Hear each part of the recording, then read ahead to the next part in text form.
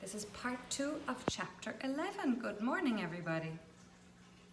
Dickon began to walk about, looking up in the trees and at the walls and bushes with a thoughtful expression. "I wouldn't want to make it look like a gardener's garden, all clipped and spick and span, would you?" he said. "It's nicer like this, with things running wild and swinging and catching hold of each other." "Don't let us make it tidy," said Mary anxiously. "It wouldn't seem like a secret garden if it was tidy." Dickon stood rubbing his rusty red head with a rather puzzled look. "It's a secret garden, sure enough," he said, "but seems like someone besides the robin must have been in it since it was shut up 10 years ago." "But the door was locked and the key was buried," said Mary. "No one could get in." "That's true," he answered. "It's a queer place. Seems to me as if there'd be a bit of pruning done here and there, later than 10 years ago." "But how could it have been done?" said Mary. He was examining a branch of a standard rose and he shook his head. "Aye, how could it?" he murmured, "with the door locked and the key buried." Mistress Mary always felt that however many years she lived, she could never forget that first morning with her when her garden began to grow. Of course, it did seem to begin to grow for her that morning. When Dickon began to clear places to plant seeds, she remembered what Basil had sung at her when he wanted to tease her. "Are there flowers that look like bells?" she inquired. "Lilies of the valleys does," he answered, digging away with the trowel, "and there's Canterbury bells and campanulas." "Let's plant some," said Mary.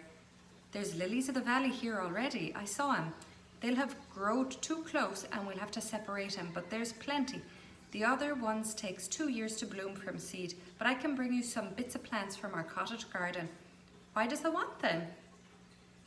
When Mary told him about Basil and his brothers and sisters in India and of how she hated them and of their calling her Mistress Mary quite contrary, "They used to dance round and sing at me.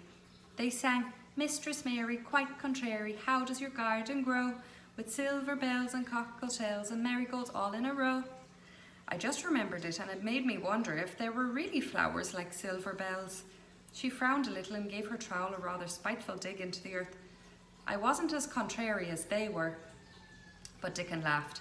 "Eh," he said, and as he crumbled the rich black soil, she saw she was sniffing up the scent of it. "There doesn't seem to be no need for no one to be contrary when there's flowers and such like, and such a lots of friendly wild things running about making homes for themselves, or building nests and singing and whistling, does there?" Mary, kneeling by him holding the seeds, looked at him and stopped frowning. "Dickon," she said, "you are as nice as Martha said you are. I like you, and you make the 5th person. I never thought I should like 5 people." Dickon sat up on his heels as Martha did when she was polishing the grate. He did look funny and delightful, Mary thought, with his round blue eyes and red cheeks and happy-looking turned-up nose. "Only 5 folks as the likes," he said. "Who's the other 4? "Your mother and Martha," Mary checked them off on her fingers, "and Robin and Ben Weatherstaff."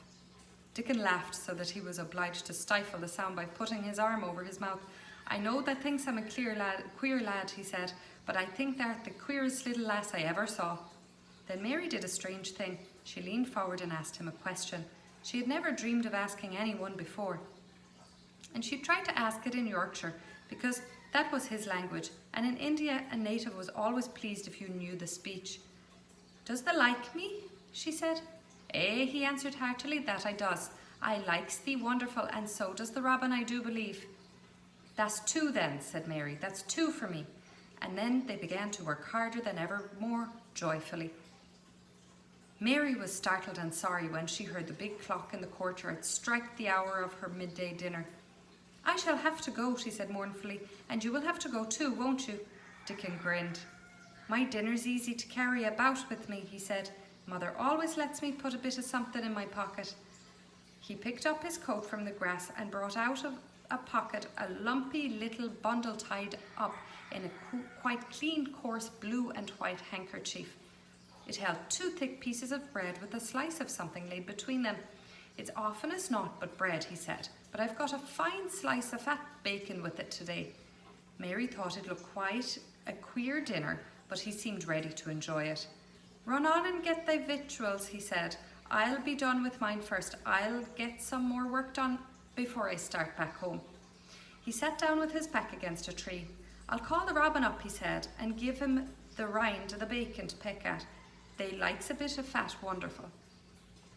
Mary could scarcely bear to leave him. Suddenly it seemed as if he might be a sort of wood fairy who might be gone when she came into the garden again.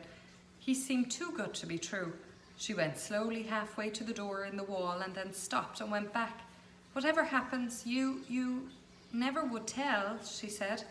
His poppy-coloured cheeks were distended with his first big bite of bread and bacon, but he managed to smile encouragingly. If there was a mistle thrush and showed me thy nest,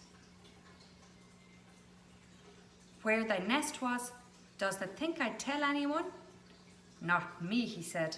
Thou art as safe as a mistle thrush, and she was quite sure she was.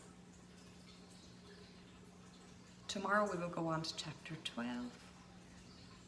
Have a great day. Bye-bye.